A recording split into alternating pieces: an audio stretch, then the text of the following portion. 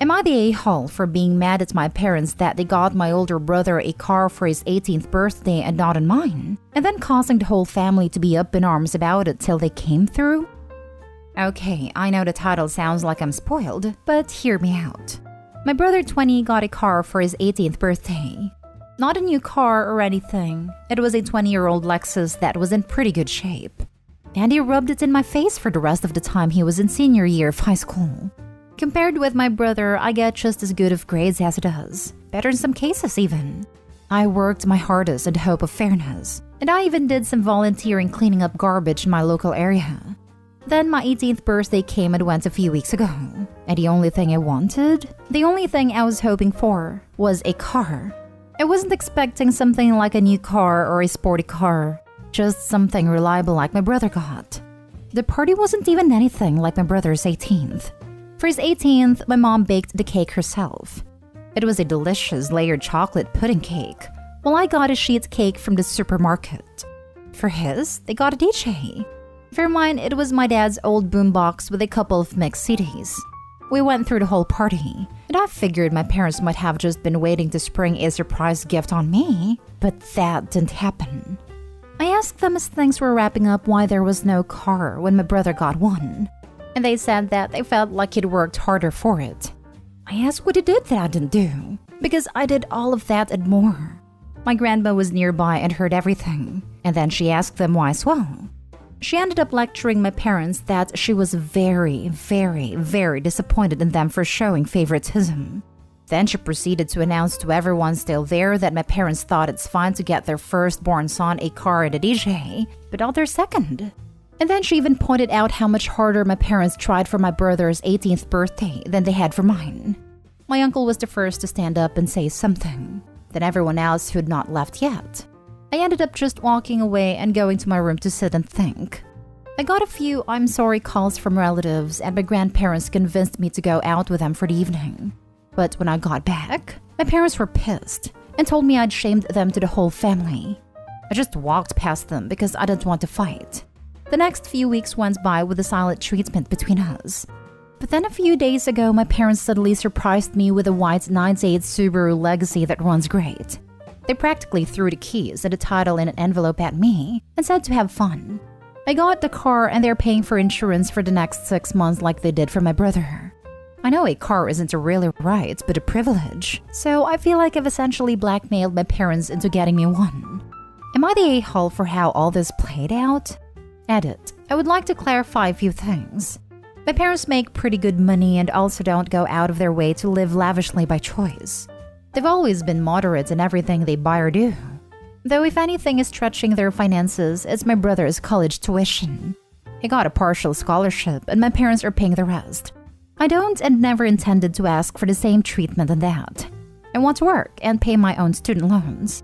Now that I have the car, I'm already looking into getting a part-time job. This also isn't a gender thing as I'm male like my brother. The bill of sale for the car I got says my parents paid $1,600 for it, while my brother's car cost them about $3,000+ if I remember. But I don't see it as a money issue. I actually really loved a Subaru and told my parents so, though they did not share my enthusiasm. I also did try to talk about a car with my parents a few times last year, but they always dodged the conversations about the topic. I figured if I talked about it too much, it'd ruin it, and so I stopped. I would have felt like a brat to keep talking about getting an imaginary car, so I learned to just stay silent and hope. I can't go stay with my grandparents because they live in a one-bedroom condo. There isn't enough room for other people. After all their kids grew up, my grandparents decided to downsize to make their eventual retirement easier. Also, my grandparents know all of the details already, and they tell me that I didn't do anything wrong, and we're already planning on confronting my parents quietly over the car issue. But they took the chance to take care of the matter when they heard me asking my parents about it. As for my brother's 18th birthday party, it was held in 2020 during basically the height of the pandemic. Honestly, we shouldn't have had a big party like that at a time, but my parents insisted. As for my brother himself, he barely speaks to me, even before he left for college. He didn't show up at my 18th birthday party, and I figured that's just because he's busy with college and he's not even in the same state as us anymore. Honestly, I haven't seen or heard from him since Christmas, and even then, the most I got out of him was a mild greeting. I did thank my parents for the car. Enthusiastically thanked them even, but they've barely said a word to me after giving me the Subaru. And when I thanked my parents, they brushed me off and just went inside. It kind of gave off the vibe that they were letting a brat play with this new toy, which was pretty upsetting and one of the reasons I made this post. Added to, there was one more thing I forgot to say. I was really hoping to get the car because I literally couldn't get a part-time job without one. We don't live in the city and we're 10 miles from the nearest public bus stop. I've always had to get rides to go anywhere. Now that I have the car, I intended to look for a part-time after-school job as soon as I can. Now for the top comments. Can we give it up for your grandma? She's awesome.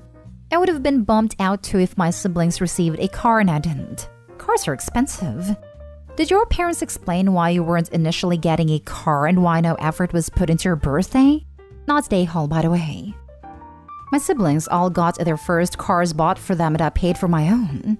Always bummed me out, but it is what it is. And I felt like it was more important to me because I'd earned that car and paid for it with my own money. However, it does suck to feel like they were favored over me, so I get how Opie feels. Same here. Middle child, brother got a car bought for him. Sister got a car bought for her, which was quite a nice car, and she decided she didn't like it, so they bought her another one and kept the one she didn't like for dad. I paid for my own, about half the price of either of their initial cars. I love that car though. Ran like a dream. Not day home. The way they got called out by the whole family is hilarious. They're mad they got caught. Good on you, Opie. You just know the parents were ready to revise history and downplay all of Opie's accomplishments, but Grandma didn't let them. Go, Grandma. Opie, your parents were showing obvious favoritism. This isn't Cinderella. They got named and shamed in front of the whole family as they deserve. It's so satisfying to see how the rest of the family stepped in to set things straight. Please don't let this shake your confidence in yourself. You worked hard, and even if your parents refuse to see it, you will meet so many people in your life that will love, appreciate, and respect the effort you put in. Be kind to yourself, Opie. You are not a hole. Not a hole. Golden child BS/favoritism should not be condoned. Good for you that your family stood up for you and you eventually got a car. The manner of which isn't pleasant, but it was worth sticking to your guns. If I was Opie, I'd start staying closer to grandma and uncle instead of these dog crap parents. What pathetic parents, lol, have to be called out by family to just do the basics of treating their kids fairly and decently. Next story. Am I the a-hole for telling my stepdad it's not my job to be a good influence for his kids? This is the dumbest argument I've ever had with adults. I'm 16 female, the steps are 14 female, 10 male, and 9 female. My mom and their dad have been dating a little over a year and are engaged. We just all moved into a new place together because the parents want to blend the families, and no one but them are happy about it. The steps and I made an agreement before they moved in that we all just leave each other alone, because none of us want a new family. But if they need an emergency lift or help with something when the parents aren't around, that's fine. The AITA issue started because I'm a serious athlete, so my lifestyle has to be pretty healthy.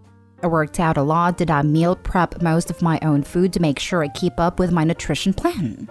The step family have a very different way of doing things, and that's causing some friction. I don't care what shape or size they are, just to throw that in there. It's none of my business. But stepdad has started like using me as an object lesson to the kids. Opie always eats really healthy, we should probably all be doing that. And maybe Opie could give us some pointers and we could do a family gym night. That kind of thing. It's really upsetting the 14-year-old especially, I think, because she's kinda sensitive about her size, and having me around isn't helping with that already. Over the weekend, I was making a shopping list for meal prep for the week when stepdad brings the 14-year-old in and says, "Hey Opie, stepsis would like to try your meal plan out. Can you walk her through it?" This is a dumbass getaway. My diet won't work for her because I spend a lot of extra calories a day most days. And I'm not a nutritionist to figure out what she needs. But also, she looks like she wants to die on the spot. So I say, "Stepsis, do you really want to do this?" She says no. So I tell her dad that he probably needs to just back off because this is really sucky for everyone. He says, I just think her seeing how you do things would be a good influence. And I'm like, I'm not here to be a good influence on your kids. That's your job. So now I'm in trouble for being disrespectful. And we had to have this big family meeting about all getting along and helping each other. And I got in more trouble for telling them, that's rich, because they didn't care what any of us thought about anything when they were making decisions. But I don't really think any of this is even helpful. Like, it would be different if the other kids want to get fit. It's still not a job for me, but I could try to do a support. Not stay home. It's Stepdad's job to model healthy eating and exercise to his kids. Instead, he decided to body shame a teenage girl by comparing the two of you. Opie is standing up for her stepsister and being a more supportive family member than her own father is being. She's doing family blending better than Dad is. Harping kids about their weight is never going to help. It is a one-way ticket to an eating disorder and bad body image. Opie's right. If he wants his kids to start eating better, he needs to be cooking healthy meals for everyone. Not stay home. You ask her about what she wanted, something your stepdad clearly needs to work on. You are being a good role model, whether he wants to see it or not, by showing the kids respect and that their voices are heard. Keep it up. Opie, you are not day hall and already a role model, and it seems like you've got your stepsisters back even though you didn't sign up for that. I graduate in May with a degree in nutrition, and what stepdad was suggesting is literally the opposite of what his daughter needs from a nutrition standpoint, unless she's actually getting the same amount of intense physical activity. And even then, the portions would have to be adjusted to fit her particular needs. Sports nutrition is entirely different from lifestyle nutrition, and the proportion of protein and other nutrients can be very excessive, and actually unhealthy for someone not getting the adequate amount of physical activity to utilize the excess nutrients. While stepdad's intentions may be good, he definitely needs to take a step back before it actually causes physical harm. That's what I thought. My diet is set up and checked regularly by a sports nutritionist, and I only know what I need for me and what my dad does for powerlifting. Even he tells people who train with him to see a professional for nutrition, because DIY can be dangerous when you need to cut a lot. Now for the last story. Am I the a-hole for refusing to let my mother-in-law spend the night in my bedroom and lock the door? Context. My husband, male 34, and I, female 26, got married 9 months ago. We live in a different town from his parents, and his mom visited us unexpectedly on Friday. Now, to give some context about my mother-in-law, she is okay-ish but has no respect for her son's privacy and, by extension, mine. When it was time to go to bed, mother-in-law requested that we let her sleep in the bedroom, on the master bed. Not just that, but lock the door as well because she explained she can't feel comfortable enough to sleep without locking the door. I found this bizarre, but I politely declined and suggested other options like the guest room, couch, and air mattress. But no, she turned around and presented these options to me. My husband agreed, but I said no, and this initiated an argument between her and I. During the argument, I pointed out how I didn't want to be kept out of my room and away from my stuff, but she lashed out at my husband saying, "Don't you just stand there? Say something." My husband told me to let her, it's just one night, but I told her those were all the options I had for her, and if she didn't like them, then I could book her in a hotel. She took it as in I was kicking her out and started crying, which made my husband upset.